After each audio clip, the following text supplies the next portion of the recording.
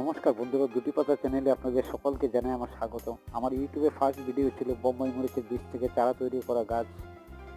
আর আপনারা অনেক সাপোর্ট করেছেন আমাদের, তাই আমি উৎসাহিত হয়ে আমি আরেকটি বীজ থেকে চারাই তৈরি করেছি। তবে সেটা ঘিমরিচ যদিও ততটা বড় হয় না, গোল হয়, কিন্তু এর মধ্যে একটা ঘিয়ের সুগন্ধ পাওয়া যায়।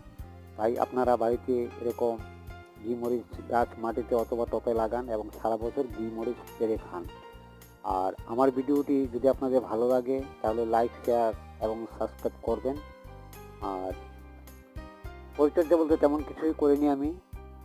15 দিন অন্তর অন্তর আমি হালকা শস্যের ফল পচা জল দিয়েছি, আর মাটির মধ্যে শুকিয়ে গেলে মাটি একটু জল দিয়েছি, ব্যাস।